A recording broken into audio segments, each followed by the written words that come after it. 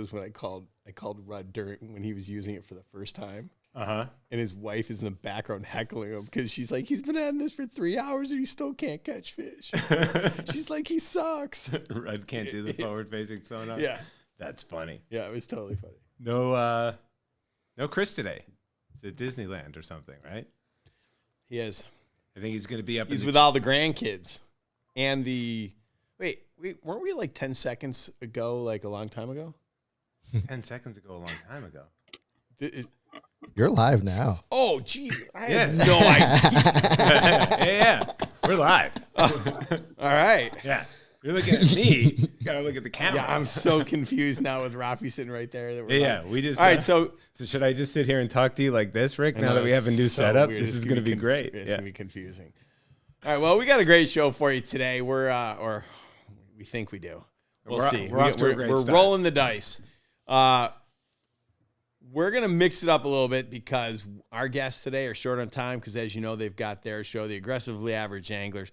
We're going to get them on board right away. We're going to open the phone lines, and today we're going to talk about I wanted to go over and look at Raphie again. It's totally screwing. Just start the show, and let's roll.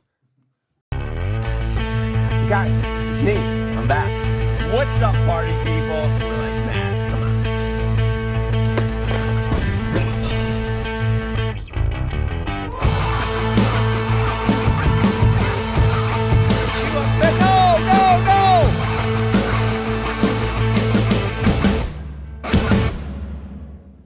All right, this show is taking a turn for the.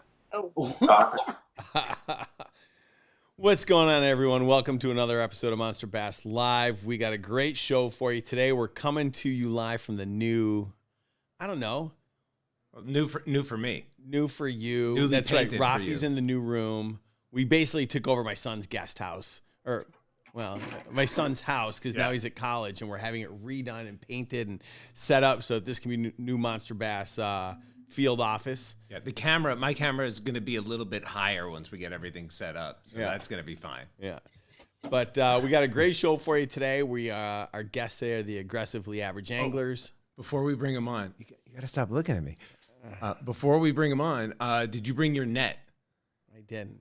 Oh, okay. It's somewhere. We'll find it at some point. That's our golden ticket prize, is a big fish catching net. Yeah. And then we got some other prizes that we're going to figure out how to give away and when and where. Probably the who wins the chat. So let's start rolling with that, and maybe a caller that's got something cool to say. All right, that's all I got. Can I finish the intro? Yeah, I want to know though, why are these combat wipes? All right, like, enough, swollen? Raphie. All right, looks like we're short on time, so let's not waste time with combat wipes, you jackass. All right, so we're gonna modify the show schedule a little bit today. Normally we like to roll into PBs. We like to, take care of business, but we're just gonna welcome our guests today. And make sure we get them out on time. Fix, you're going to make sure you give me like a 5-minute notice when we got to let them roll. All right.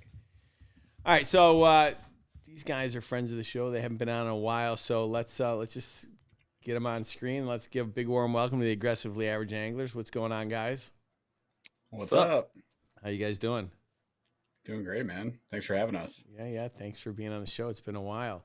You guys were just down in Alabama fishing the Knucklehead. How'd that go? It went swell and also not swell at the same time. We'll say, Paul, like we had expectations up here, right? But it was like a high pressure cold front situation that struck us and ruined a lot of things for us. Mm-hmm. But it was still a blast. Like we still caught a ton of fish, and we caught on some rigs that we never throw up here in Michigan. The Alabama rig, the umbrella rig, like. That's amazing. We don't fit, dude. We were hammering on that on tournament day. The problem was it was numbers, not size. So we kind of struggled with that. We did okay though. Was that your first time you guys fishing on Gunnersville? Yes. Dude, you guys should have called Mikey Balls and gotten the inside. We called scoop. a lot of people. Really? There were two boat tournaments that were happening the same exact day that we were fishing. We talked to them after the fact. And they were like, yeah, these fish have been shut down for like 4 or 5 days already. And most guys on boats were like, if we got a bag, we were happy. Regardless of size, it was like, if you caught 5 fish that hit the limit, you were happy. I was considering that almost all of our guys, with some exceptions, it'd be like 4 out of the 5 of each of our team. They were all from the north. So like Maine, Michigan, like definitely north of Kentucky. We had one guy from Georgia, and our team. I was actually really happy with how our teams did, because also a lot of them, that was like their first official tournament, and for the vast majority of people on both Jeff and my team, that was the first time they'd done it, like fished out of a kayak. Like we had a couple people who were bank fishermen that qualified because they opened it up to bank fishermen. It's the first time they fished in a kayak. So when we pre-fished on Friday, there were batteries dying. People didn't have safety flags. They were like trying to figure out how to zip up their PFDs. And I'm making this as a joke, but like they actually fished really well considering the conditions. So like my team, we placed 10th out of 17th. Now it sounds bad, but we had one guy who wasn't able to get a qualifying fish. If we had a qualifying fish, just that 1-0 goes to a 15 or a 13. My team's either in 4th or 3rd. Wow. So like, I was actually really happy with how both of our teams did. And then it's a pretty tight contest. It was. Oh, it was. For $10,000 prize. Like it was legit. And then Daniel Pierce on Jeff's team, we had a couple of guys, a lot of our team actually, 3 out of all the fish we caught were over the 20-inch mark. So like it's pretty sizable fish. And compared to the field, like actually really good. So considering we had a lot of guys from North, never been on a lake that big, a lot of guys never been in a kayak, I was like, dude, our teams are crushing it. Well, I'll throw this out there too. Like, congrats to Daniel Pierce, who was on my team. He got a 22-incher, which stood as the biggest fish of the weekend. Nice. So like he 4th time in a kayak, 4th time in a kayak. Wow. 22-incher. So like the way it played out is, if you got into, it seemed people got into numbers, biggest fish 17, 18 inches. People who got into like 2-3 fish, you're catching giants. Like, so it was just hunting out those giants. We thought we were hunting out the giants. We were throwing the A rig. We're like, oh, this is a big fish rig. Like, this will do it. This will definitely work. And we just kept catching. We were just waiting to pull out that big one, and it just never happened. For Paul and I, at least. There was definitely some guys out there who were hammering some bigs, man. It was a blast, though. I had a lot of fun. Good community, lots of cool people. We got to hang out. Great to meet everyone. Yeah. Yeah. Watch the channel. You glossed over like the disaster part. What was the disaster? Oh, the part where I broke my boat, duct taped it back together, and then did a tournament in it. Yeah, that was pretty fun. So that sounds terrible. No, it wasn't duct tape. It was Gorilla Tape. It was Gorilla Tape. This is Gorilla Tape's victory. Gorilla Tape, TM. So yeah, like, oh my God, Friday. What's that special spray that nobody has Flex ever? Seal? Yeah.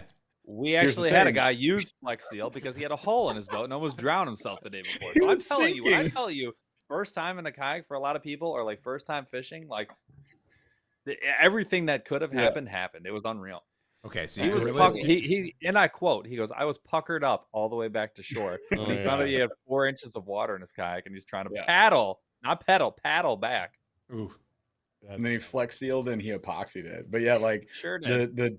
The turning mechanism of my Hobie Pro Angler broke, so I couldn't like turn very well. I had to use the rudder on the Pro Angler is terrible. Like it's the widest turn in the universe. But I couldn't do the 360 stuff. So holding spots was really tough, and I don't have a motor on it. So I had like a paddle with me. I would like half paddle. I would pedal to go a distance, but I had the drive wrapped in Gorilla Tape so that it wouldn't turn on me. Because at pre-fish, when it broke, I was stuck doing circles. I could only go left, like Derek Zoolander. Not an ambi turner. I was not an ambi turner. So I had to like circle into shore. You're like the Zoolander of the kayaking world. 100%. Exactly. I was doing concentric circles to get back to shore. It was a disaster, but we made it work. Nice. And we caught fish. So yeah. Love it. And it all was for a good cause, right? Supporting some veterans and some of the things that they go through. It was really great. We did it on obviously Veterans Day weekend with a lot of folks who were on our teams in the military or have military experience. So it was fantastic. And everyone was really on the way out. Everyone's like, see you next year. Like nice. Kind of like your kid after Halloween. Like, what are you going to be? I'm this year for Halloween this, and next year I'll be that. And you're like, you got 364 days to figure it out, my dude. I love it. I love it. All right. So today we're talking about the release of a new product. And this is a product that, is probably no secret. I think everyone here knows that we work together to create an ultralight rod. Now, was this when the idea for creating an ultralight rod came to be? Was it just out of your love for finesse fishing? Was it the need to fill a need that just wasn't there? Take me through the thought process about the rod. Yeah. Paul? This one was actually super easy. So you guys did your rod release, and we looked at the lineup, and we saw the 2 spinning setups and the 6 or whatever it is, bait casting setups. And Jeff and I that year, like the whole year, and we talked about this the whole year. The year before, we had started getting into ultralight fishing, and we were just kind of feeling our way through it. But then the second year, so like last year, we went all in, and it became like not like a crutch, but like I always had the ultralight in the boat. It replaced other rods that I always carry in a limited assortment in my kayak. But now it's always there, because if you're having a tough day, if you're not having fun, if you see fish on graph but you can't figure out what they are, all of a sudden you're grabbing the ultralight to be like, can I catch something? Are they chasing fish? Do they want a bright color, dark color? And you can catch a ton of fish. We also do a ton of river fishing, and we're always taking the ultralight because it's a ton of fun, but you catch just like way more and a lot of times bigger fish in a creek or a stream or a wet waiting situation. So we looked at the lineup, and we actually were on this show, and Jeff and I had talked about it, like, dude, we need to get an ultralight rod, because like I want to put more. Fishing is supposed to be fun. Like, that's the whole point. And the whole thing for us was like, this is the most fun that you can have, like in a guaranteed situation. And I was like, MonsterBass has to offer this. So we conned you into it onto the show. We put you on the spot. We're like, you don't have an ultralight rod. Let us design one for you. And you didn't say no, which was pretty cool. So here we are a year later, and it's coming out. Yeah, this is true. So I don't actually have one in front of me. I'm holding I think one. we I both have have one one. here. So I got one rigged. oh, nice. Look at that. It just yeah, Rick, I got one too. Why do you not have one? Raphie, where's yours? Yeah. I don't know how well it's going to show up on the webcams, but we got. There you go. There's the MB.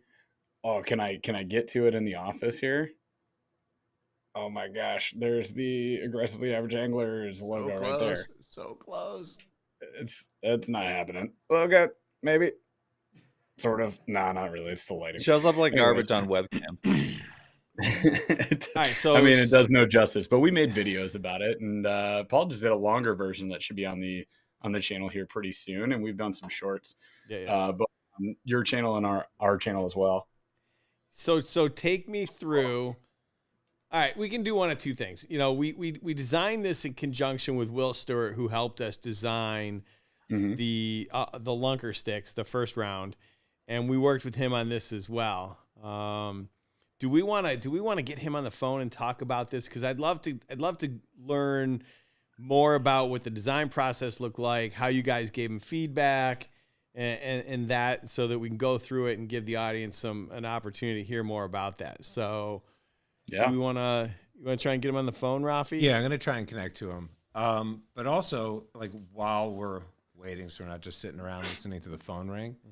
I mean, Burley and Paul, you guys, I don't want to say you were a little surprised, but you were kind of like, this was pretty new to you, right? Because it wasn't like leaning on Will for every single design element, and it wasn't slapping your logo on a finished product. Like, you were actually out there, like, kind of taking measurements of like the bend of the rod and all these weird things. It was a pretty hands-on experience for you guys, wasn't it? We do exactly what we wanted. Jeff and I had it was hard to express, and that's where like Will's expertise certainly came in, and he consulted on basically our original idea. He helped us refine it, but we knew exactly what we wanted as far as action, grip, comfort, and then a couple of the key features that actually still ended up on the rod. I'm looking at the rod tip right now specifically. But when we asked you, Jeff and I knew exactly what we wanted, like right off the bat. And I think I hear Will. Yeah, I think I hear him too. Hello? Yep, I'm here. Yep, I'm here. Will, what's going on, man? Not much. How you guys doing? Doing pretty good. Are you at home or are you driving the car? I am at home. All right. I have my. Yeah.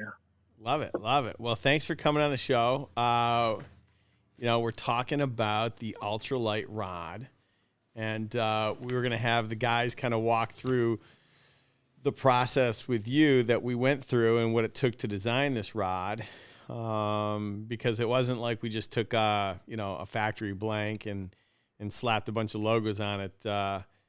This was a process unlike any I've ever been a part of, and as a guy just watching from the sidelines, it was pretty interesting to watch the back and forth as to what you guys went through to get to a finished product. So why don't we take Paul, you've got one in your hand, or Jeff, you've got one in your hand. Why don't we now that we've got Will, why don't we talk about, you guys said you knew exactly what it was you wanted. So how did this get communicated to Will, and then what were some of the process that you guys went through?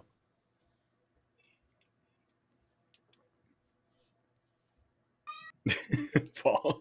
My son is having starting off here? All right, a really That's bad all right. thing on the show. He's like 6 feet from me. And he's having Get him on the show. Bring him on. Yeah, who cares? You don't want it's a family that. show.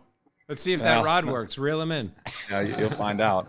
So when we designed this rod, the first thing that we knew was going to be a problem. Well, the thing we knew that we wanted was like an action that was designed for open hook jigs. Like it's a crankbait rod. Like you can definitely do it because ultralight rods inherently are like really soft. But we knew we wanted something that excelled with open hook jigs. Jeff and I found that it's the most versatile way to catch the most amount of fish. And again, it's like all about having fun. We also knew the exact spec, like the exact weight that we wanted this to be like super successful at, which was 1/32 of an ounce to 1/16 of an ounce. That's where like that sweet spot is for actual like real ultralight, not light fishing. I think a lot of people, when they think about ultralight, they're thinking about it in terms of like a bait caster, and what they're actually thinking in their head is light. They're thinking 1/8 of an ounce, somewhere in that range, not like half that. And so we knew exactly what we wanted, and we wanted something that had a little bit more backbone than like a lot of the ultralight rods that are out there, because a lot of the ultralight rods, they have to get more whippy in order to cast like the superlight lures, but what you lose is hook setting power. And so when you want to catch like a personal best bass, like I've caught a lot of like surprising amount of my personal best smallmouth have come on an ultralight rod in open water on one of these open hooks. And when you set the hook on one of those big fish, like you need some backbone even to drive those little hooks home. So we knew exactly what we wanted. And what happened was we talked to Will on the, over a video call. We kind of explained to him what we wanted. And he was like, why don't we throw something together? We'll kind of do our best to hit the weight range that you want.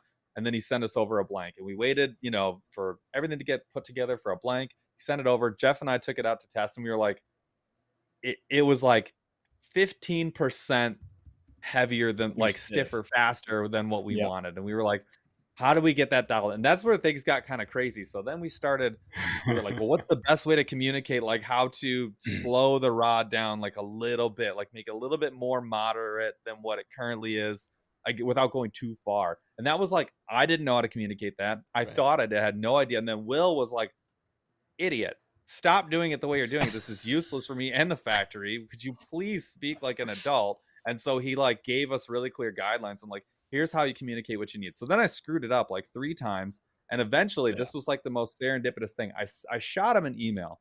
He had been waiting for feedback from me. I shot him an email. It was like 11 p.m. at night. He was like, I'm awake right now. I will basically have a conversation with you via email. And he was just telling me exactly what to do. So what I did was I took everything but the reel off the rod. So I got everything like open. I had a braided setup. I looked at the action of a different rod that was close to what we wanted. I took measurements the way that he wanted it. And then I had to like change the weights and I used like a scale, like a digital scale, to get the exact weight, to get the exact bend that I wanted at the exact point in the rod. And then I sent him all that information. And we basically went back and forth for like 3 or 4 hours over email from like 11 o'clock to like 2 in the morning. And we got ultimately that conversation via email got us to the action that we wanted, which was like by far the most important thing. Like when we talked to you, we were like, there's a lot of stuff that is like okay if we can't change. There's one thing that we absolutely can't compromise on, and it was action. Like if we couldn't dial the action we wanted, it wasn't going to work. And so like that conversation and Will's expertise like eventually helped us get there. It was pretty sweet. All right, so Will, tell me how difficult this was dealing with us on this. I mean, it's always difficult when you're going. It's always difficult when you're going for a new blank, right? So, anytime that you're having to design a blank from scratch, a particular action, you know, and you don't have a specific, you know, like sample that you can use and just say copy this. It always takes a little bit of trial and error. I mean, luckily, you know, these guys knew what they wanted. They were pretty close to that. And then once we got the communication aspect down, it's fairly easy because it's, you know, 10 to 12 years of experience for me doing it. So it's just a matter of once we are all talking on the same page and I know what he wants, then it's just a matter of me telling the factory how to do it, and then boom, it gets done. So was it the easiest rod that I've ever helped design and work with? No, but it also too wasn't impossible. But these guys, you know, they definitely wanted specific things, and once we were able to communicate that, we were able to create a quality blank that has the exact actions those guys wanted in the rod spec they were trying to design, and we got her done. Amazing. All right, so for those of you that are sitting at home, we just put the web address up on the screen. It's monsterbass.com/AAA. And so if you want to check out the rod, and we got a show special for you, you can save 20% off if you use the code that's up on the screen today. So Will, if you can. So Paul comes back and he gives you his notes and he says, I need this action to be blank, whatever it is. Take me through what kind of changes you're making to a blank in order to deliver that.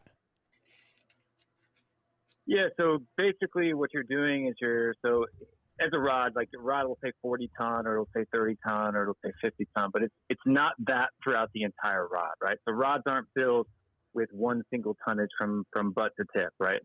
It's a gradient, you know, if you think of gradients of colors of different tonnages in order to get the action that you wanted to do. So once you get a certain deflection, it's simply altering that gradient. So if you're taking a slider and you're kind of going from, you know, less black to more white, and you're just kind of sliding that lever down the blank in order to get the particular bend that you want.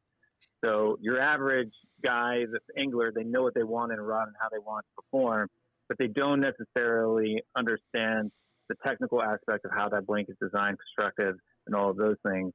And so, it takes somebody with that experience and or an engineering degree to do that. I don't have an engineering degree, but I definitely have the experience. So it's just a matter of adjusting that tonnage. And so that's why, you know, there's like, we do a special superior mix that is, you know, exclusive to me and myself. The way that I design particular blanks, you know, for Monster Bass is nobody else is using that particular ratio. And so knowing how that ratio can be adjusted to get different blanks is how we get the sensitivity, the durability, and the fishability of, you know, all of the Monster Bass rods. And when you guys were designing this, like I was watching you guys make changes to everything from the location and the size of the guides. Yeah, we changed. So we took the initial design and this first eyelet, I knew that was like right the second I saw the first rod, I was like, that's going to be a problem for an ultralight. And the way that you cast an open hook jig versus like a crankbait. Like a crankbait, you would want a bigger opening as your first one. With an open hook, you want something a little bit smaller. So we had to downsize the first and second guide. Will, how long did you, Jeff, and I argue over this, the hook keeper? We went back and forth for like 3 hours on the hook keeper alone. I think but we gave up. Will doesn't like hook keepers. Yeah. No, well, that's what we learned. What's that, Will? Hello? I think he just said he hates hook keepers. He does not do I hook did keepers. not hang up on him.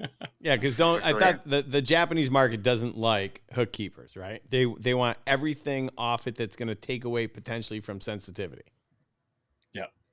Yeah, so like if everything that you wrap or strap onto the rod blank is going to take away from the sensitivity that you can feel in your hand, and a hook keeper, especially because of the way modern hook keepers are designed, they're not flat like a guide foot, so they tend to put a pressure point on the blank itself. And if you're going to get a break below the stripper guide, which is that first guide from the reel seat, it usually happens right where that hook keeper's tied on. So we had to make sure that didn't happen. So we made, we double wrap those, make sure that is not an issue on this one. This is like the stuff that I loved learning from Will, from the calls that we had with him. Because initially, I want to point this out to everybody. Initially, this whole dang rod was purple. The whole dang thing. And Will was like, not on your life, bud. Over my dead body, you idiot. It's like, okay, my bad. And that's where we learned about like sensitivity, dealing with like paint and like, the more things that you're adding onto there. So all of that stuff changed. And then also like all the rings of color on there, we had to decide like the accents. Paul had to go onto a special color website to get the exact color of chartreuse and purple that we were looking for. We went back and forth on that, and then we wound up with what we got. But yeah, it's such an interesting process. There's so much more to it than you would think if you've never made a rod before, obviously. And it's not like we would look at a rod on the shelf and be like, oh wow, nothing went into that. Yeah, there's a lot of the work that goes into it. You just don't like think about it till you talk to somebody who has Will's experience and really get to understand it.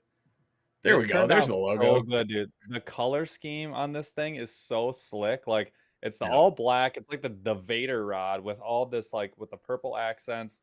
Check out even on the inside of the reel seat. Awesome. And chartreuse logo for MB.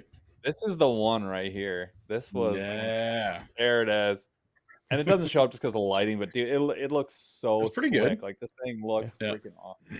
That was actually the other. That was like the number 2 thing that we were like, we got to have this too. Like this is a must-have. Like we have to have the colors. So that was awesome. And I remember getting the first rendering, and I was like, we did it. Yeah. And then like the last thing we tried not to settle on with Will, and we probably fought with him a little too hard for, was the tip.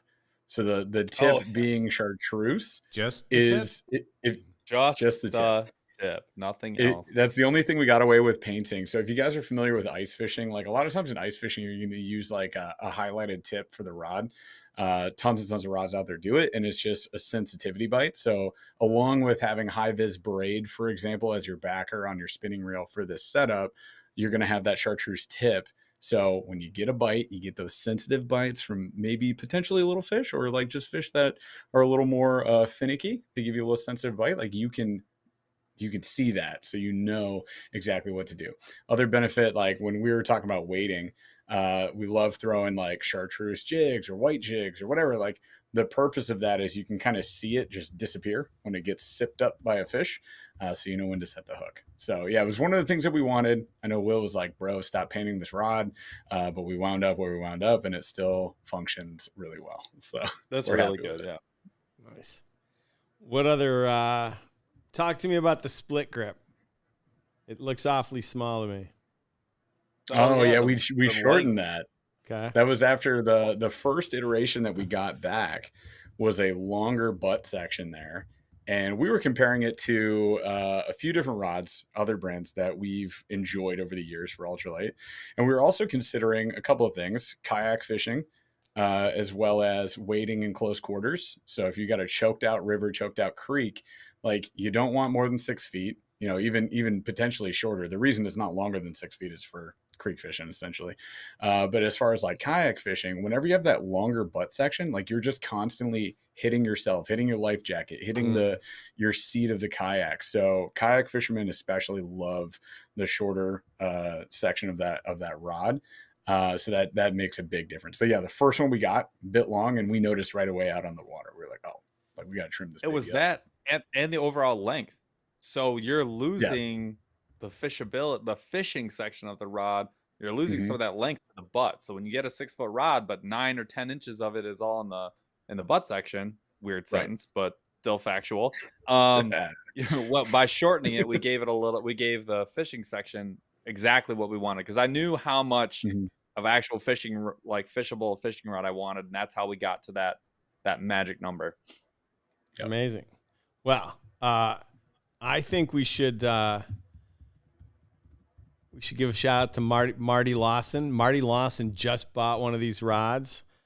Yeah, And, Marty. What's up, dude? Oh, Awesome. no. Thank you. Let me see. Yeah, thank you, brother. I can't tell. It means a lot. And if anybody, when everyone gets these, if I don't see pictures of these on the internet, I'm gonna be furious. Like when you get one, the first thing you got to do is like tag us in it, because I'm like so stoked to see someone catch a rod in these. I will be enraged. Christian If Aguilar. you don't show the dinks that you catch immediately and tag us, Yes. we're gonna be You so better. upset. You know, man. You can catch giants. I'm always amazed when people like place e-commerce orders, and I look at their addresses. I don't want to call people out, but man, how Is this do you about Marty? yeah, it's people. Are we like, about to it's break some people- privacy I don't want laws? to call Maybe we Marty shouldn't. out, Right. but Right. Yeah, don't talk to them. We got an. Yeah, we don't need to do that. pull, We pull don't need it to up, give out his pull it address. up on Zillow Let's so not. Fix could put it Yeah, on yeah, the yeah. screen. Another shout out to Christian Aguilar. He just bought an ultralight rod. Yeah. Oh yeah, that's There we go. Um, Christian's awesome. I love it. yes. Yeah, there you go. Just two really quick, just like that. So, again, if you're tuning in, we're hanging out with the aggressively average anglers. We got Will Stewart, the rod designer, on the call, and we are talking about the new ultralight rod. If you're curious about it, monsterbass.com/AAA, and it'll take you right to the page. And there's a show special 20% off if you use code AAA20. All right, so besides designing it, what else did we do? Like, what other features are on this rod in terms of something that's different than what you've seen elsewhere that you had to have? One thing I would say the biggest thing was total value. So we had to argue about and make sure that we got the retail at the right spot. So for us, this needed to be under $100, but it needed to have more than $100 of value. So the silicon carbide, the inserts, that was a big one for us, especially for a river fisherman. You want to see those hard inserts, because those wet wading and kayak fishing, you bang these around not only in and out of the truck, but on the deck of the boat, and certainly on rocks and stuff as you are changing line, climbing in and out of the bank and that sort of thing. They go through a little more abuse. They also get like grit and stuff inside in between like the line and the guide. And so having a really hard, reliable guide was a big deal for us.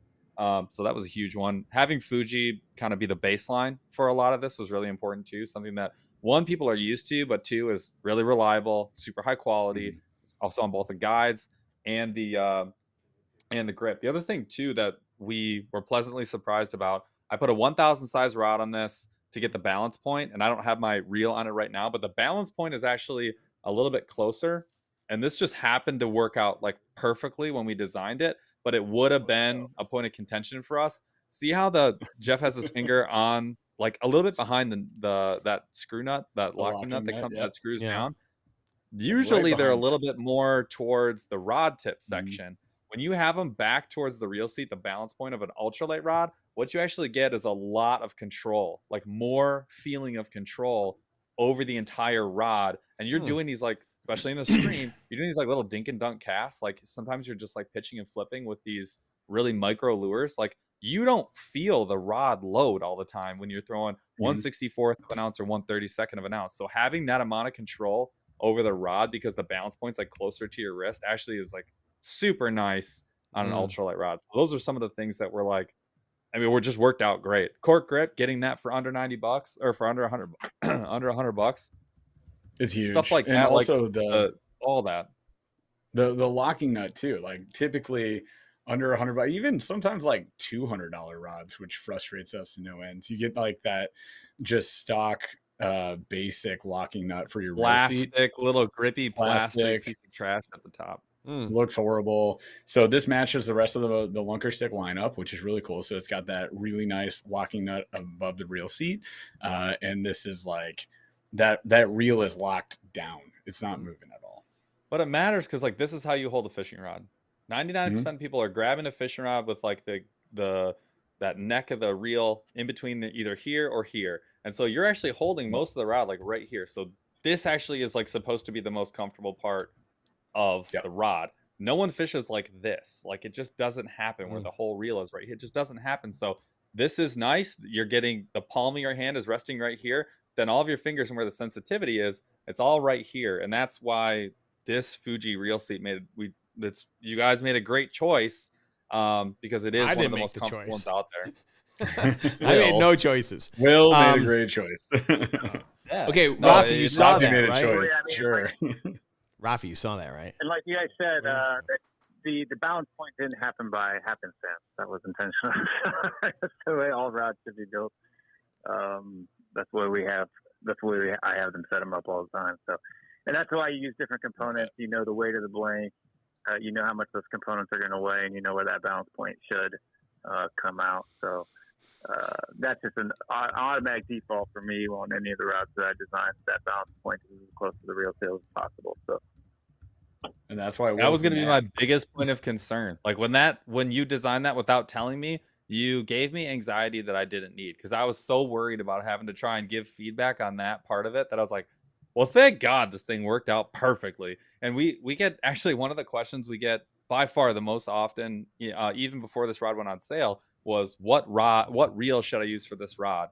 And like, my answer to you guys is going to be whatever you can fit within your budget, certainly, but either a 1,000 size or a 500 size reel is going to be perfect for this. Do not go above that. The balance point for 1,000, I think, is absolutely perfect. It works well with 500 too, but like that's the right spool size for the fish you're going to target and the line you're going to use.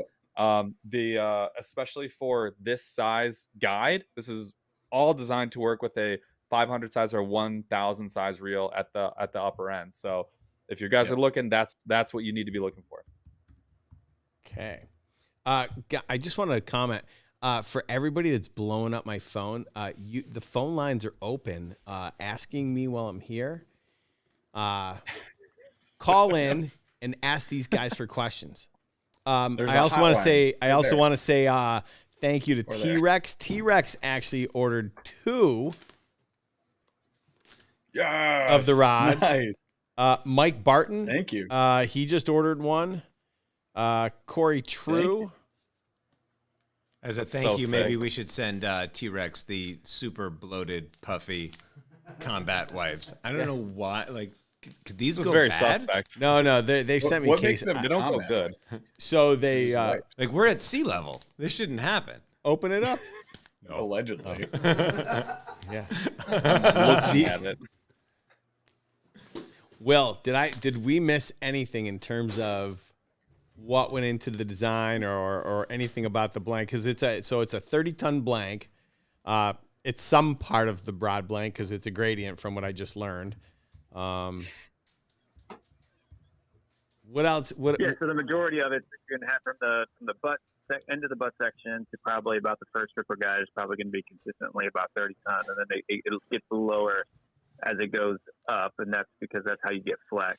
So with rods that are have a little bit more of a parabolic curve, you're going to probably drop a little bit towards the tip as far as tonnage is concerned, but that's how you get that action down.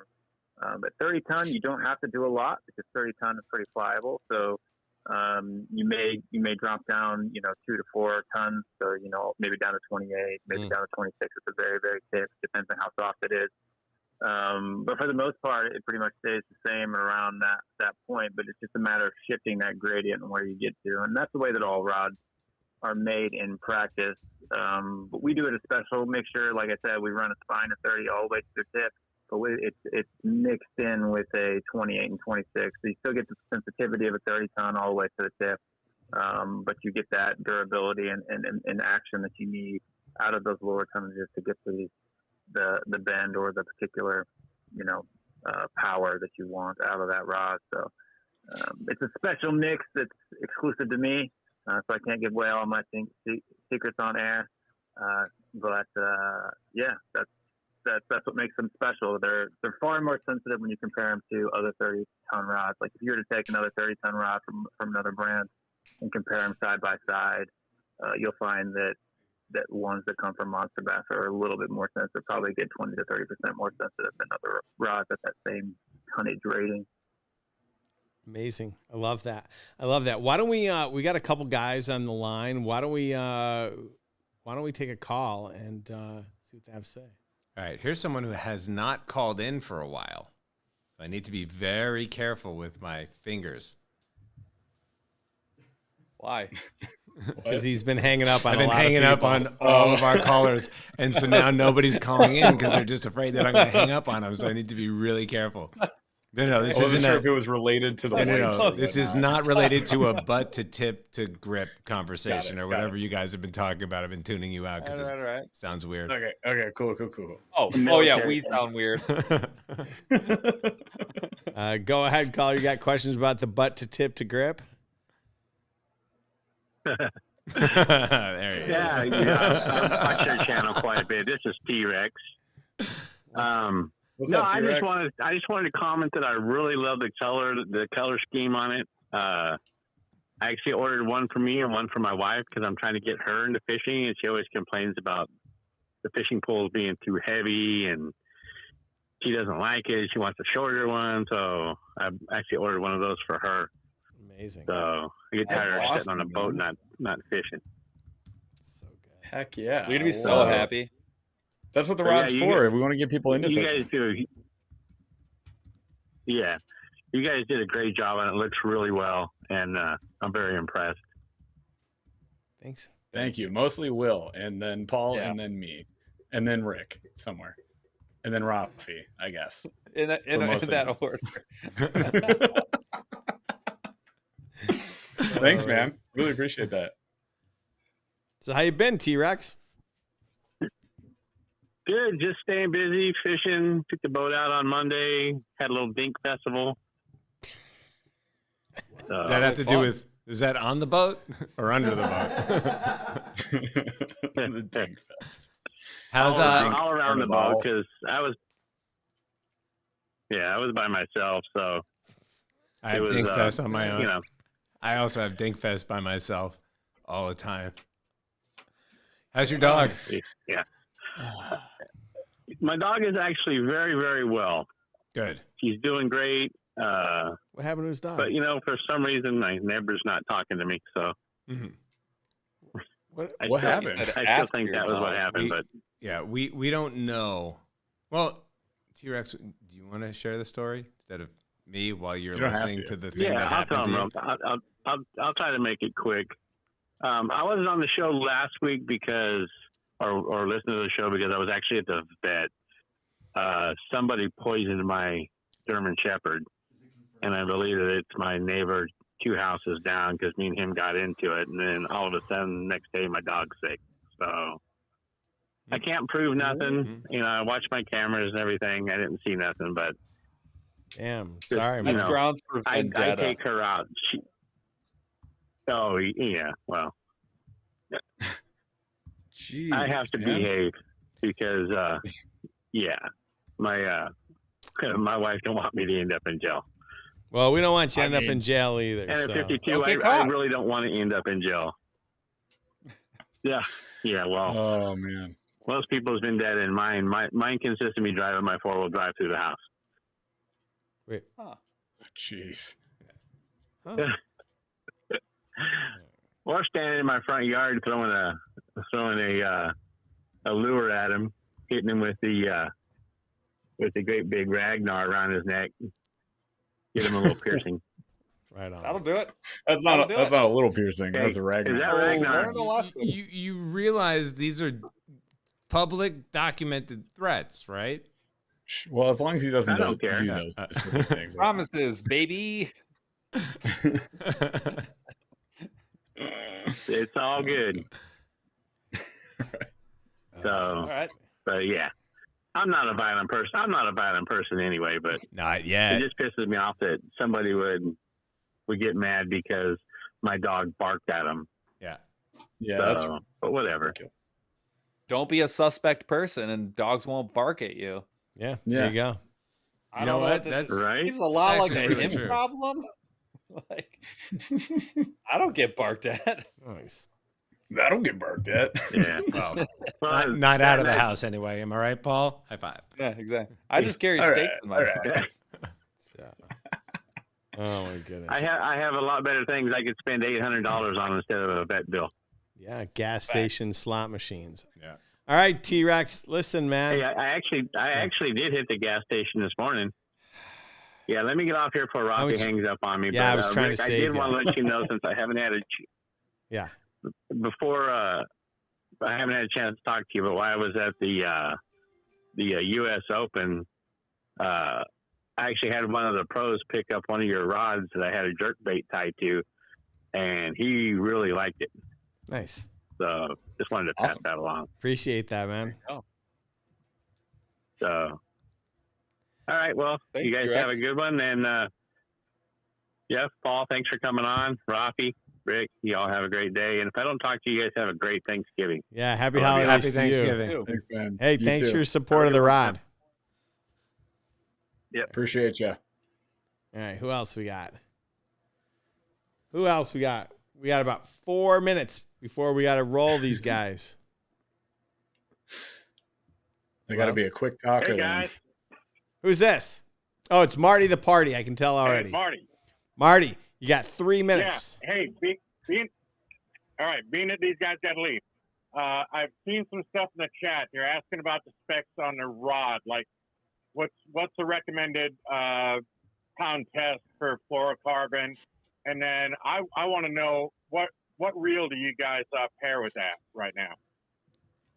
Yeah. So first of all, the line, it's 2 to 10 pound. You can, I mean, pretty much we're going to be running like 2 to 6. I don't really intend on going higher than that. I run so 6 it's going to be pound like, braid to a yeah. 4 pound, Ideally, 6 pound. yeah, 2 to 6 pound braid is the backer to the fluorocarbon. You go 2 to 4 pound leader on that. And I would go for like the ultralight braid if you can get like 4 strand, that would be ideal. Lures, we're looking at 132 to 116, like we talked about. And then reels, Paul has one version. I've got another one. The one Paul's holding, is that the Samar or the Fuego, bud? This is the Daiwa Fuego. This is like that's going on sale for Black Friday. Yeah, it's on sale right now. It's a more bougie option. But it's not that expensive. They're like $100 normally. So this is, if you can get this on sale right now for like a Black Friday or whatever's going on, this is a awesome one. Get the 1000D. So that's the one that you want. Yeah. And then or if you want to go slightly higher end, there's this one. That's the ITX from Akuma. Also a 1000 size. We've found like the 1000 size is really, really comfortable on this. What? You talking fights about bigger that fish. Yeah, fights bigger Yes. fish, which we love. This one's in the $145-ish range, depending on where you go to get it. It's got a lot more premium features. It's got a really nice drag. I've caught catfish, huge smallmouth, and a lot of freshwater drum, aka a sheep's head, depending on where you live, on this reel specifically. So I have a lot of faith in this. The cheapest one that I would recommend that I think is the most value by far would actually be the Okuma Saimar. It's unreal. $50 to $60. It will handle anything, literally. You All can even work get the all HD day. edition if you want to, but like the base level Samar, we've been running for a while on ultralights. So it's Here the C10. The C10 is it, or the C20? C20 is the 1000. This is the smaller one. This is the 500 size. This thing is a freaking beast. And they also have a bait feeder option. There's like a switch here at the back. So if you're a big live bait fisherman, you can certainly run with that. But just get the cheap, get the $50 one. C20 Saimar. This thing is a monster and by far the best value, like the lowest price that there is. And guys, on the rod, where do you mount the forward-facing sonar? That comes extra. So that comes. It's about $2 grand. Is that included? Hey, Raphie, I got one question for you. Oh no. We got 1 minute, so Can you you're all right, you're sitting real close to Rick and you smell his feet? Because you know he's not wearing any shoes. He is not wearing you can any see shoes. the dogs are the dogs. Put those dogs away. That's So- OnlyFins content, so bro. You my- can't put that out. My wife Charge for for that. my wife for the last 2 weeks has got me on a special diet, and it's not smelling Rick's feet that any of us are worried about, Marty. not at all. Oh, okay. In fact, I So, wish all I right, could hey, smell listen, Rick's feet. T-Rex mentioned Monster Bass Cares. I really appreciate that. T-Rex in the chat. I supported a veteran tournament on Veterans Day here in the local area. It was outstanding. They had 144 boats, and it was either the boat driver was a veteran and took a veteran as a backseater. It was an amazing tournament here in the local area. We donated to that, and they had over $16,000 worth of prizes that folks gave from the local area to support this veterans tournament. It's been going on for 12 years. He started out, his first tournament was 8 boats, and they hit 144 this past weekend. It's amazing. Yeah, Monster Bass Cares. I saw it flash up there for a second. I appreciate it, guys, and I'm going to get off the phone. Thanks a lot, Marty. We appreciate you, man. Thanks, Marty. Thank you. Thanks, man. All right. Thanks, guys. All right. Bye. Bye. So we got to say goodbye to the aggressively average anglers, but I'm wondering if Will could stay on the line because we still have a few more callers that may have questions about the rod that need answering. Yeah, I got a few minutes I can hang around. All right. 3 minutes. You can hit us up too on like Instagram or TikTok or we're at YouTube if you got questions. Been answering them all week, so if you got more questions, you can hit us up there. All right, and you can go to our live in 25 minutes, and we'll be done. Talk there. We'll be on for like an hour or so. So I mean, we're doing voting. We're actually voting on fishing routes tonight. So we're doing a bracket system. We've done this 3 other times. Once with Debo and Randizzle as well. It's been a blast. So if you guys want to jump in, vote and chat. Finish out the live with Rick, take care of these guys, hop on with us after. We'd appreciate to have you. And then we're going to do a lot of voting. MB is in there. So Monster Bass is in the brackets. Let's see how far we can take it. But if you have questions about the ultralight, we're happy to answer it there. Or just hit us up on Instagram. That's the easiest way to get in contact with us. All right, last question before you go. All right, so the last time you were on the show, we decided to make a rod. So what are you going to make next? Everyone, the second most asked question after what reel should I get is where's the BFS option? That's what it is. That's what it is. It's not close. Those are the 2 most asked questions, hands down. Raphie, you know what that is? Nope. Best friend syndrome? Why would anyone? Why is it a syndrome? Because the only other word that popped into mind was sexy, and that doesn't seem to fit. I mean, that doesn't. Maybe. I mean, maybe it does. I don't know. Best friend syndrome. Just so you guys know, I was the first person ever to introduce the BFS rod to the United States market. Well, it sounds like you're the most. Ooh, you're the best person to help us design the Monster Bass aggressively. Well, I guess you're making a BFS now for a Monster Bass. Black Friday special. All right, let's say goodbye to these guys so they can go get ready for their show. Big Fat Sultan? And we'll talk about Big Fat Sultans when they're gone. Guys, thanks a lot for being a part of this project. Really, really means a lot that we were able to do this and collaborate on it. Thanks for being on the show, and I hope you guys have a good show tonight, and happy Thanksgiving to you and your families. Bye for sure. Awesome. Same to you, man. We really appreciate you guys.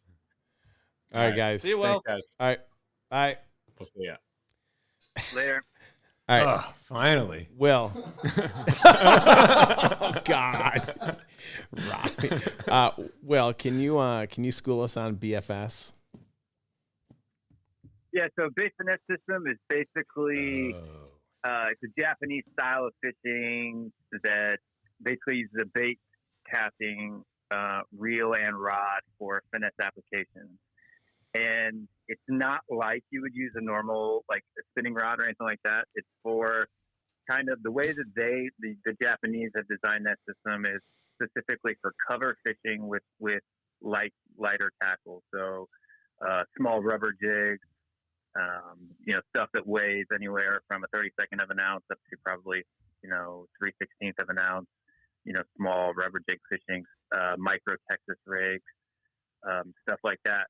And so basically the concept behind it is in the mechanics of especially fishing in and around cover, the hook set that you can get, the speed by which you can set the hook from a casting rod is going to be far superior to a spinning rod. Also, the accuracy by which you can kind of, pitch and flip those baits into that cover is going to be far more accurate with a bait rod than it is with a spinning rod. And so they develop these systems where, down in Japan, they have anywhere from ultralight to light powered or even a medium light powered rod that's designed to fish in cover. So your blanks are going to be a little bit stiffer through probably 50% of the blank is going to be fairly stiff.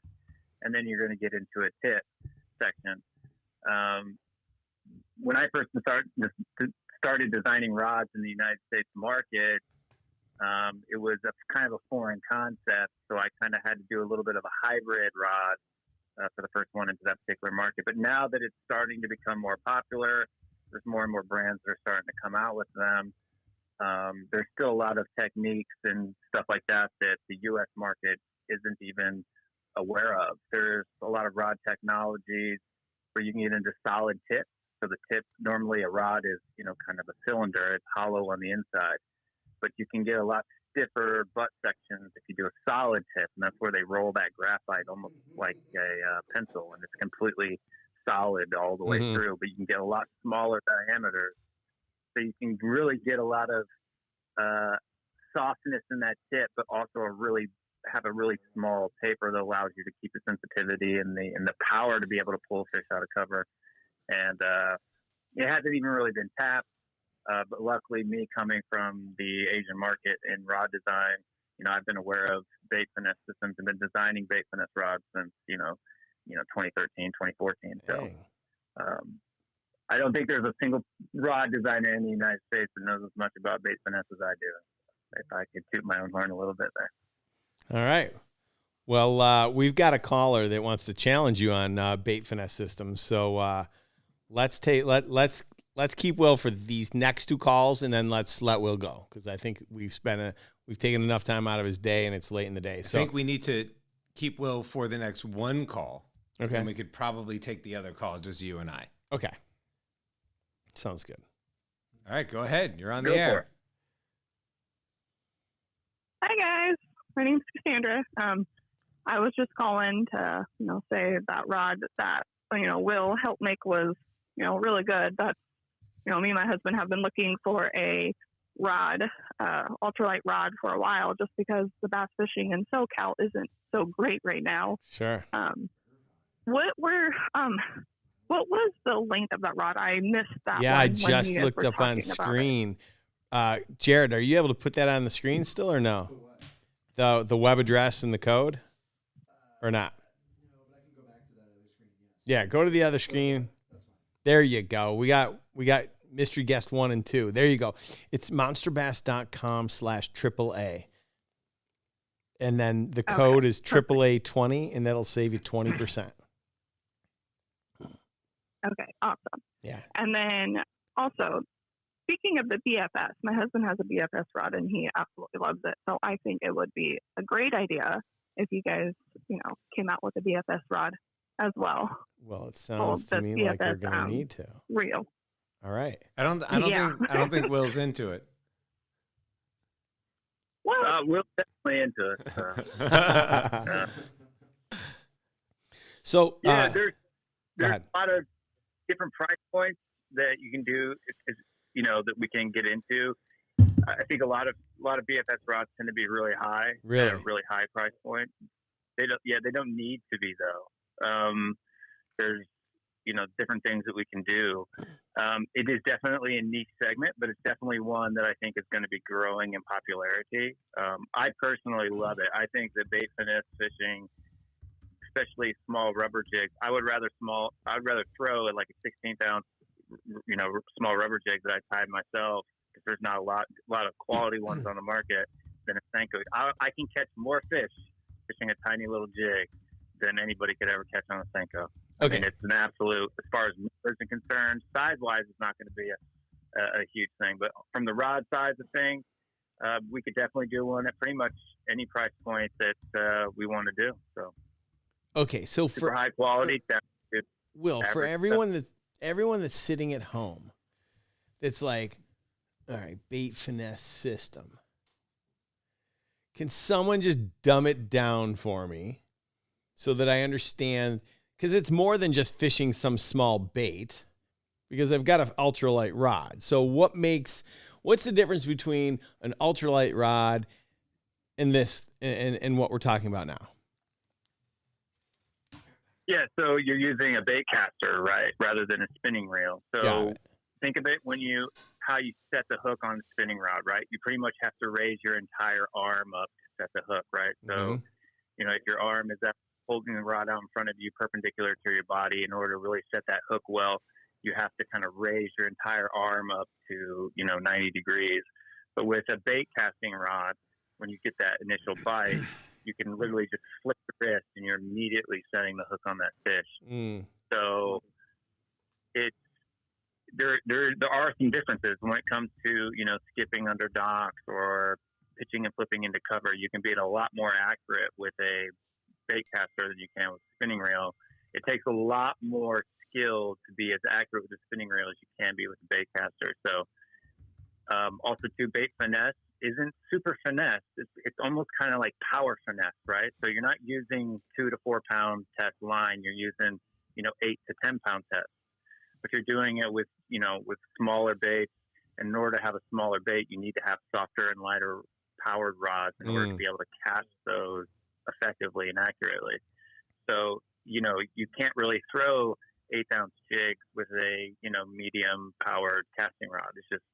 It's not going to be, you can do it, but it's not going to be effective or accurate, right? So it's basically kind of bridging the gap. There's still a place for spinning tackle, but it kind of just bridges the gap into the areas where you want that same accuracy and hook setting power from a casting rod in a finesse situation. But it allows you to, there's a lot of people that don't really like using spinning tackle, and it gives them the opportunity to fish some techniques. You can fish shaky heads with it. You can fish all different kinds of finesse techniques with a casting rod.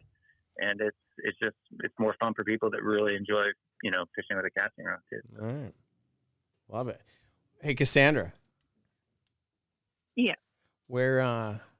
What's your home lake? Like, you're basically in my backyard, so I'm just curious, like, where do you and your husband go?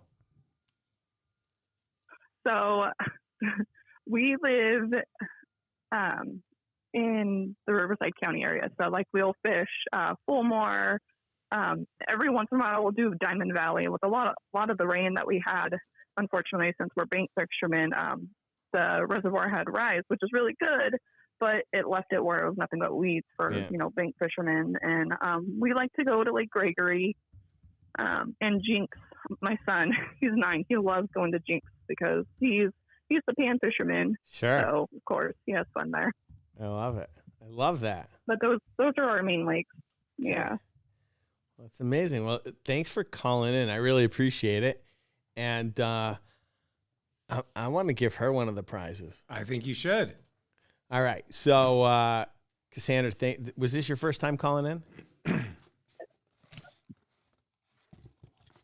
Sorry. Was this your first time calling in? Yes, this is. All right. Do me a favor and email us your name and address at marketing@monsterbass.com. We're going to send you a box full of stuff as our way of saying thank you for calling in, and I appreciate your support.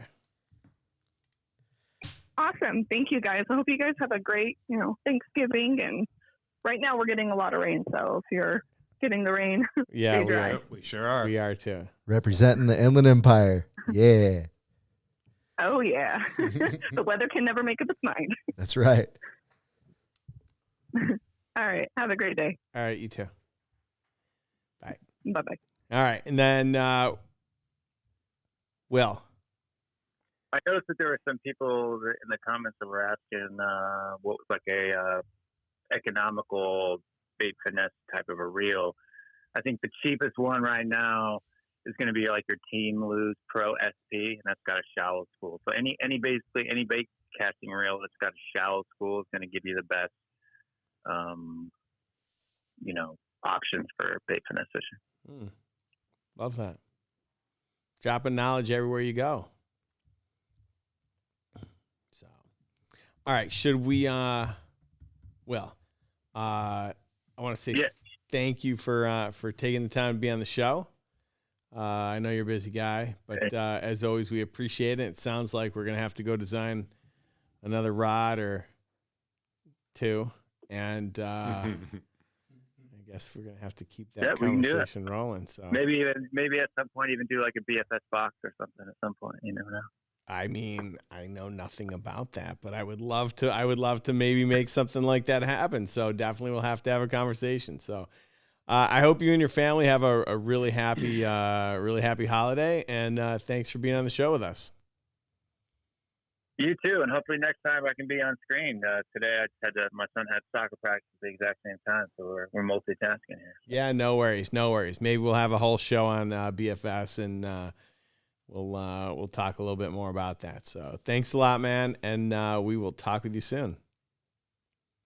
All right. Thanks for having me. All right, man. Take it easy, guys. Have a great holiday. See you. Thanks. Bye. God, I gotta tell you. Bye-bye. All right, bye. I gotta tell you, every time he's on, I just want to ask lots of questions, but I realize we have a show. But I feel like I learn something new every single time. I'm like, how did you find him? He's I met him at a trade show with God, what's the brand? I feel like we found the Mr. Miyagi of rod design. For sure, you know? for sure. And he was just a really cool guy, and I'd only see him at trade shows, and it was pretty obvious. When it came time to make a rod, right? You can maybe make a mistake with a bait, but not when you're spending the kind of money you're spending to build a rod. And I was like, I know nothing about this stuff, right? I'm like, here's what I want. So you just find good people that you can trust that are going to make something quality. And I mean, lunker sticks are pretty darn good. And, so I think the collaboration with the aggressively average anglers hit it out of the park. And, I'm going to see what else we've got in terms of orders, but we have someone on the line, don't we? We do. All right. Should we go to that next call? You said it was okay to let Will go? Yeah, I think so. Before we do, hold on. I want to say thank you to Haley Flasher. She Haley's a girl's name, right? Yeah. Yeah. Okay. She bought a rod too. I think I thanked everyone else. So yeah. Let's put it up on the screen one more time. Can you switch us to 4? And just so you guys know, if you guys want, monsterbass.com/AAA, code AAA20. It's a show special today. It'll save you 20%. Let's remind everyone we're giving away 2 more prizes. How are we giving away those prizes, Raphie? One is golden tickets that Fixie is going to pick. Yep. And then the other is whoever has the best comment, who's winning the chat. So far, it's Billy McFadden is in the lead. Nice. With his comment that says, all this talk about tips and butts, I may need to leave the live and go chase my wife around. That's amazing. All right. So that means if you haven't put in your golden ticket into the chat, you still have time. So just take your golden ticket numbers, put them in the chat, and when we're done, Fixie's going to pull one, and we're going to hook you up with something else.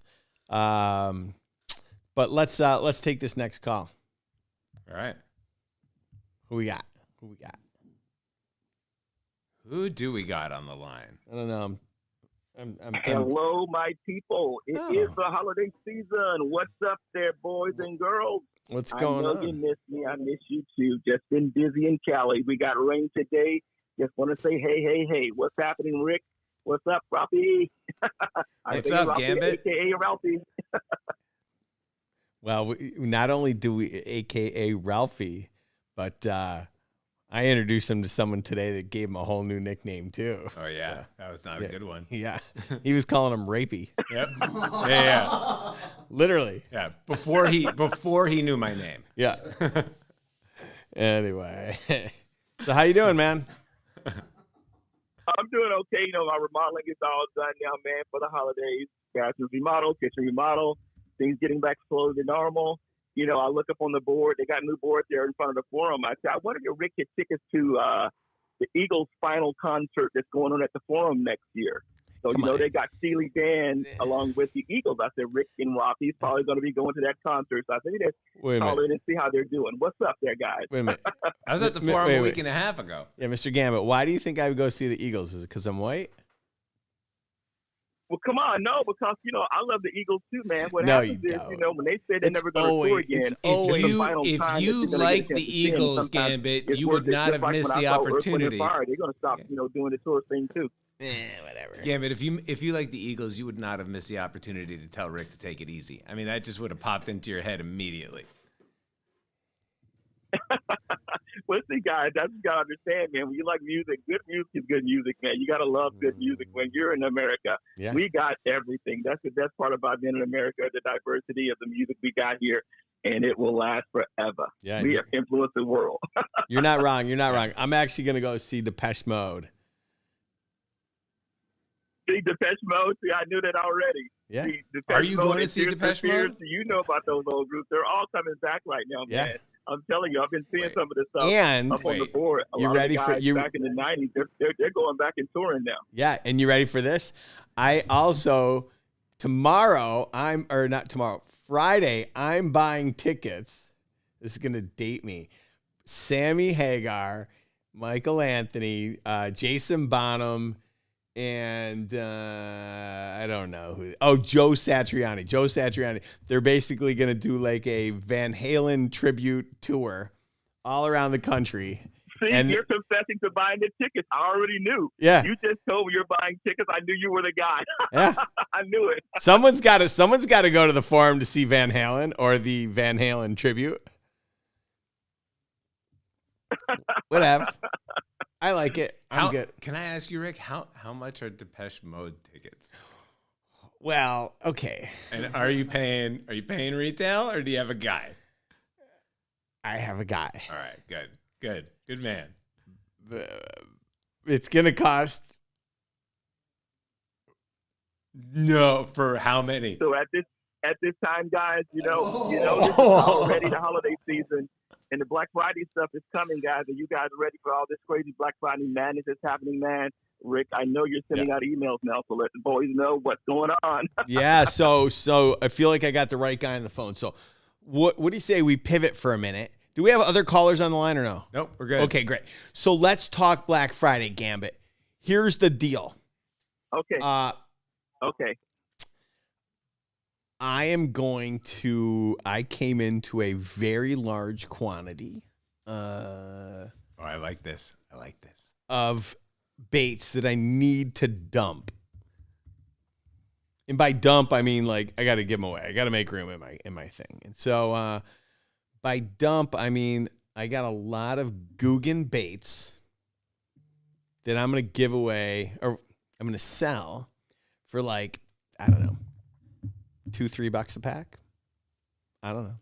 Oh my goodness, man, that's gonna be fun. The Google based work, man. Some people frown on them, man, but as long as you're cranking and yanking, everything is all good.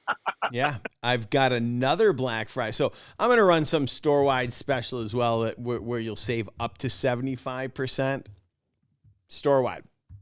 But I had an order today shipped to me of rods and reels. And I'm going to... Wow, it's going to be fun. So, and they're not my brand. So, forget Lunker Sticks. They're not included in this deal. I'm going to, I'm going to have a buy one, get one free sale on all rods, reels, and combos. And I got a boatload of stuff coming in. Bait casters, spinning, you name it. A whole bunch of it just shipped today that I just acquired in time for Black Friday. And I'm going to send it out to the Monster Bass community ahead of time to allow you to pre-purchase it in advance of Black Friday. So I'm going to give you guys like 2 days to buy me out of everything. And, hopefully we're sold out by Black Friday, but we're definitely going to be sold out. But I got some sweet stuff coming. And Rick, make sure they got on your VIP list. If they're not on that VIP list, they're not going to get the link in time you're doing it. And True. it's very important, guys, to be on Rick's VIP list so they'll get that message when Rick sends it and says you got 48 hours or 24 hours. You got to be on that list or you don't get it. Some of that stuff sells out fast. Now, I tell people, Rick, we've been talking about swim baits and throwing stuff. And the Burley Boys, I love that they got little rods now because they're going to be very confused in 2024. These guys just started throwing big baits this past year. So I know for sure they're going to be so freaking confused on what bait to throw with what rod. I am looking for the confusion in their yaks. When they start yakking, it's going to be a funny sight to see with them throwing an 1/8 ounce from their little rod to an 8 ounce to a big rod. Now, they got a Kuma account, too. It's going to be funny seeing which guys, what they're going to throw when they throw. Because when these guys are on the water and they get frustrated, they throw anything and everything. This is true. This is true. And how do we get on my VIP list? You go to monsterbass.com and you put that information in. There's a link on the monsterbass.com that when you go there, you sign up, you put your email. Rick will send an email sometimes, but he's guaranteed to send you a text. When you get that text, and make sure you get the right number. Some people change their phone numbers and they forget that they got a new number. You got to make sure your right number is loaded in on the app. When you load the right number, you're going to get the text. Now, Rick knows I get these texts all the time. When they get them to me, sometimes Rick don't even know I got them yet. And those texts come out. When they come out, I tell Rick, when I fell in love with Monster Bass, we talked about this a couple of years back. When you brought those crop dusters, when there was a swim bait with a propeller in the belly, I'm going to tell you, dude, you gave me a couple of them. I looked at them. I bought a couple of those things. I said, let me try a couple of these things out. And then about a week or so later, you said, here, get 10 of them. Get every color we got. And that's the thing that I looked at. I said, okay, I got to pick every freaking color. I'm a swim bait enthusiast. I had to have all of them. Do you know how cool it is to get every one of those baits, man, and throw them? Oh, my God. It's the most fun thing to do. Pull them out, and people look at it like, where do you get those from? I said, monsterbass.com. They got them all. Hopefully they didn't sell out. Yeah. So if you're not on the VIP list and you want to get these exclusive texts, just text VIP to 46083. That's VIP to 46083. And breaking news, Draymond Green has been suspended 5 games for choking Rudy Gobert in last night's game. But that's neither here nor there. We're not going to get into it. So he just choke somebody every season. Yeah, pretty much. Any time that Steph Curry's not going to play, Draymond's looking for a reason to get out of a game because he knows he doesn't have a shot. So, all right, Gambit. What NBA action is fantastic, guys. That choking last night was something else. I said NBA is going to have everybody tuning in to see exactly when is the next choke going to happen. Draymond, how many days will it be suspended? When I tell you NBA action now, it is fantastic, man. I'm telling you, with these new courts, I'm actually liking the new courts. I hear you. Well, Gambit, tell me what, before we let you go, what are you having for Thanksgiving? Ham or turkey? Actually, don't answer that. I know the answer. We're going to do both. And my family, what we do, and we're going to be renting out a little spot at my kids' place this year again. So we're going to have turkey and ham. We're going to have a honey baked ham, and of course, we're going to have the turkey. Turkey's going to be catered. We're going to, instead of us frying it, they're going to have a guy that fries them, and my son is picking it up. So it's like, I'm doing the mashed potatoes. I always do the mashed potatoes. So I make great creamy mashed potatoes. I'm good at that. I love it. I'll be doing the mashed potatoes, and that's what I'm bringing. I love it. Well, listen, man, hope you and the family have a happy Thanksgiving, and thanks a lot for calling. Okay, buddy. Take care. I love you guys. Keep up. Ready for 2024. Take care, guys. All right, man. See you again. Take care. Bye. You know what, Rick? What? We got called out in the chat. What? Well, I forgot something. I don't know if you forgot it. Well, the show's not over. Okay. Last week we talked about names. Bait names. Yeah. Who's the producer of this show? It's Beth Langston, I think. She's the one who reminded us. So Beth's already mad at me. Although, I think she's happy now. Well, she didn't get it yet. We sent it out. No. But she's getting the free bait Friday, right? Like there was a problem and she was like not happy, and understandably so. But we solved her problem. So, all right. So guys, let's make sure that next week. Are we having a show next week? Yeah, we have Mikey Balls on next week. It's the day before Thanksgiving. Yeah. Okay. Next week, we will go through the baits, the names, all of that. I think Mikey Balls would be a fun person to be a part of the naming of some of these baits. Yeah, I also like the idea of the Draymond chokeworm. Oh my God! All right, Fixie, why don't you pick a winner for? Oh yeah. I want to do trophy room right now. I want you to do trophy room. All right. So as you guys know, we exist for many reasons, but one of them is we want to help you catch your personal best. And each and every week we get so many submissions, and we try to show them all, but we picked 5, and we want to share them with you. And if you have the opportunity to share your PB with us, just head over to monsterbass.com/PB. Upload your picks. If we use them on the air, we'll send you a little something. So let's give a big shout out to the first person, Chris McLean, with an 8-pound 4-ounce. He caught it on a finesse rod. Second one's Brian Detherow, 5 pounds 5 ounces on a hover rig. Dang, we should be talking about Detherow Records. Yeah. Patrick Payne with a beast. 13 pounds, 3 ounces in Mississippi. I mean, look at this thing. Wow. According to this, he's been a Monster Bass member since Swimbait. Yep. Yeah. So I'm not sure what that means. I mean, does this qualify as a show? I believe he caught it on a. I believe he caught it on a 2021. Yeah. All right, and then that's a beast. Wow, that's a beautiful picture. Charles Valuck, 10 pounds 1 ounces. Does that look like 10 pounds 1 ounce? I mean, that's a sick picture. It's a great picture. All right, is that colored? Wait, hold on. Is this color corrected? I mean, he caught this thing on a frog. He's been a member since 2020. Charles, with a double-digit dog. I love this thing. But this picture is way too pretty. Like, yeah. I mean, I would expect to see this on his dating profile. Yeah. And then I would expect to see all the girls go, if you've got a picture of a fish, head over to farmersonly.com. It's like, all right, whatever. Yeah, it's the new petting a tiger. Right. All right. And then last but not least, a name that I know. I know this name. Robert Dunphy Jr. 8 pounds, 14 ounces on a jackhammer. That's a beast. That's a great looking fish. Yeah. Love that. All right. So congratulations to you guys. We'll, I guess we'll get you a little something in the mail. So thanks for submitting your picks.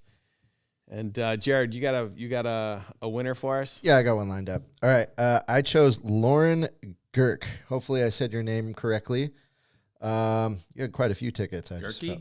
I think so. Girk. How about you correct me by emailing marketing@monsterbass.com. How the hell are they going to correct you? By email? I don't know. Just give me a breakdown of the pronunciation. Okay. For all of our wonderful listeners, when we say email us at marketing@monsterbass.com, save us a little bit of back and forth and also give us like your shipping information and stuff so we don't have to keep looking it up. So you'd be surprised. A lot of people are just like, hey, I won. I'm like, okay. Well, I guess I didn't really ask for it, so I guess we should. Fair. Is anyone, like, why is Fix so lit up when there's no lights on him? Oh, I mean, I don't know. I just look good. It's all the happy dads. Let me save you guys so that way you can just have two better people good looking in the room. Here you go. No, that's Fix. No, he's right. Oh. And we got the winner of the chat. All right, before you do that, do me a favor, guys. Hit the thumbs up button. Let us know that we're doing a good job, or at least let me know. So, yesterday was a rough day, and so I need a little dopamine hit because I could use some of that. How many thumbs up we got? 49. No, we got 70. 49. Wait a minute. With the show that we had, the knowledge we dropped, and the aggressively average anglers, is it because they're average? Where do you see 49? I always get confused because you always seem to be reading off numbers that don't line up with what I'm looking at. Are you just making it up, or are you looking at something different that really says 49? Listen, this is my show. I'm looking right there on the screen, and I see 41. No, we just lost one. We're at 48 because of you. Oh, well, I see 71. I feel like I don't know what you're looking at, but that's not it. Yeah, do me a favor. Give us a thumbs up. If you want to watch if you're watching this in a rerun, hopefully it's because you've subscribed to us wherever you can consume your favorite podcast. If you're not subscribed to our podcast, head over to Spotify or where else is this podcast shown? Is that a fixed question or me? I mean, you don't know the answer. Spotify, Fixed. Apple Podcasts. Jiminy Christmas, what are we doing here? Spotify, Apple Podcasts, We up on YouTube. Amazon? Not yet. Looking into it. All right, great. Is there anything going on in the chat, Raphie? Because I can't see the screen. So when I Yeah. pick a number, I'm just making. Everyone's correcting you. What do you mean? Everyone's like, Best saw 7, David sees 74, Justin sees 72, Lone Wolf's got 74, Blind Eye's got 75. I don't see that. And now we're up to 77. Yeah, and how many thumbs down? 81? None. Thank God. No one do it, please. God damn. Someone's going to do it just to piss me off. Anyway. All right, guys. Well, listen, we had a really great show. Wait, can I do the winner of the chat now? No. All right, go ahead. Give it away. All right. Billy McFadden, congratulations. All this talk about tips and butts. I may need to leave and go chase my wife around. That did it. That was up there for a while. What's his name? Billy Madison? Billy McFadden. All right, Billy McFadden, we're going to make your dreams come true. Oh, we got a thumbs down. That's not cool. Oh, thank God. It's unthumbed. All right, thank you. I bet that was Blind Eye, too. he was using the wrong eye. All right, Billy, we're going to end this show so that you can go chase your wife around because, listen, far be it from me to prevent a man from chasing around butts with tips. We're going to let that happen. So thank you guys so much for tuning in. Next week, we've got Mikey Balls on the show. I promise you we will go through the bait names.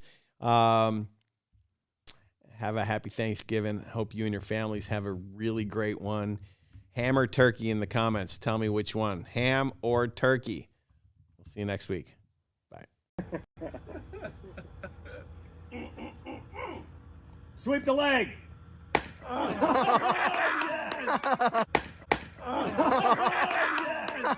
yes.